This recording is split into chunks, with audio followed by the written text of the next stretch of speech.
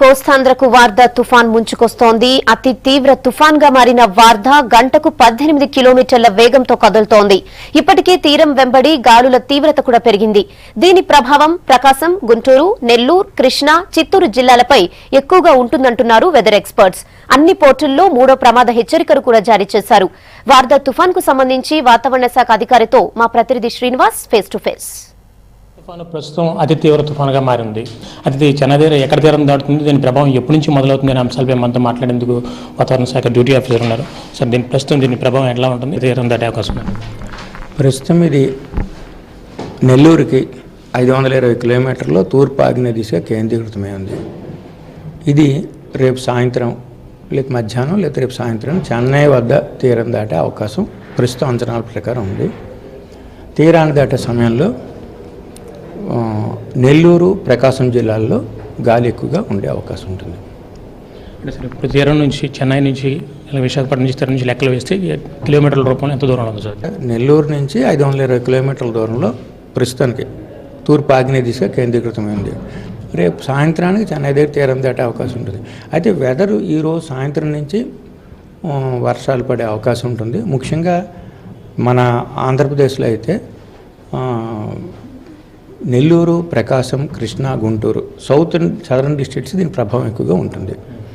ఈ తీరం దాటే సమయంలో ప్రస్తుతానికి ఇప్పటికే గాలి ప్రభావం మొదలైంది.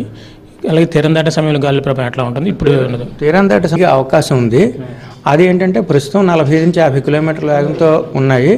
అది మరింత పెరిగి తీరాన్ని దాటే సమయంలో ఇంచుమించు 100 కిలోమీటర్లు కూడా పెరిగే అవకాశం ఉంది. చెన్నై దగ్గర తీరం దాటే సమయంలో జాగ్రత్తలు తీసుకుంటున్నాం. అంటే మనకి ప్రస్తుతం మన ఆంధ్ర రాష్ట్రానికి వచ్చేసరికి దీని తాలూకా ప్రభావం నెల్లూరు జిల్లా మీద ఎక్కువగా ఉండే అవకాశం ఉంది. నెల్లూరు, ప్రకాశం జిల్లా మీద ఎక్కువగా అవకాశం ఉంది. అయితే రెయిన్ఫాల్స్ విషయానికి వస్తే ఇంచుమించు కృష్ణా, గుంటూరులో కూడా పడే అవకాశం ఉంది. ప్రస్తుతానికి ఆల్రెడీ హెచ్చరికలు జారీ చేయడం జరిగింది.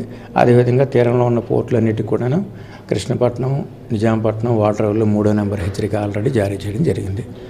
మిగతా పోర్టులో 2వ నెంబర్ కంటిన్యూ అవుతుంది. ఈ వర్షం ఎంత స్థాయిలో పడే అవకాశం ఉందండి? వర్షపాతం కూడా ఇంచుమించు చాలా చోట్ల కోస్తా, దక్షిణ కోస్తాలో చాలా చోట్ల వర్షాలు పడే అవకాశం ఉంది. ఆ ఉత్తర కోస్తాలో కూడా అక్కడక్కడ వర్షాలు పడే అవకాశం ఉంది. అయితే 1-2 దగ్గరలో దక్షిణ కోస్తాల్లో భారీ నుంచి అతి భారీ వర్షాలు కూడా కురిసే అవకాశం ఉంది. సార్, మొన్న అనుకున్నప్పుడు నెల్లూరు దగ్గర అనుకున్నది ఇప్పుడు చెన్నై దాకా వెళ్ళింది. అంటే ఇంకా కొంత టైం ఉంది కాబట్టి ఈ టైంలో దిశ మార్చుకునే అవకాశం కానీ ఏమైనా ఉందండి? దిశ మార్చడం కాదండి, ల్యాండ్ ఫాల్స్ లైట్గా మారే అవకాశం ఉంది. దిశ మార్చుకోవడం, తుఫాను దిశ అదే విధంగా ఉంది. అయితే దూరంగా ఉన్నప్పుడు ల్యాండ్ ఫాల్ పాయింట్ రేంజ్ చెప్పారు. అలాగే తుఫాను తీరాన్ని దగ్గరికి వస్తున్నట్టుకి ల్యాండ్ ఫాల్ ఆ రేంజ్ కొంచెం తగ్గుతున్నది. ప్రస్తుతం వచ్చి కొంచెం దగ్గరగా వచ్చింది కాబట్టి ప్రస్తుతం చెన్నై అనే ల్యాండ్ ఫాల్ చెప్పడం జరిగింది. భూమి మీద దాకా వచ్చేస్తుందా సార్, లేకపోతే సముద్రంలోనే వీక్ అవుతూ మెల్లిమెల్లిగా వచ్చే అవకాశం? లేదు, ప్రస్తుతం ఇంకా సముద్రంలో ఉంది. అందుకే నెల్లూరుకి 520 కిలోమీటర్లు అంటున్నాం కదా ఉంది. అయితే ఇది మరి కొంచెం బలహీనపడే అవకాశం ఉంది. ప్రస్తుతానికి అందుతున్న సమాచారం ప్రకారం నెల్లూరు, చెన్నై మీద తీరం దాటే అవకాశం ఉంది కాబట్టి ఈ సమయంలో మాత్రం భారీ వర్షాలు కురుస్తాయని అంటున్నారు. మొత్తానికి తీరం దాటే సమయంలో 100 నుంచి 120 కిలోమీటర్ల వేగంతో ఎదురుగల్లో కూడా వీసే అవకాశం అంటున్నారు. ఏది ఏమైనా సరే ప్రజలు, ముఖ్యంగా మత్స్యకారులు, తీర ప్రాంతాల మత్స్యకారులందరూ కూడా పూర్తి స్థాయిలో అలర్ట్గా ఉండాలని, ఎవరైతే లోతటి ప్రాంతాల్లో, తీర ప్రాంతాల దగ్గరగా ఉన్న లోతటి ప్రాంతాల్లో ఉన్న వాళ్ళందరూ కూడా సురక్షితమైన ప్రాంతాలకు వెళ్ళాలని కూడా ఇప్పటికే సూచనలు జారీ చేయడం జరిగింది. 3 Bhaskar, L Srinivas, V6 news, Visakhapatnam.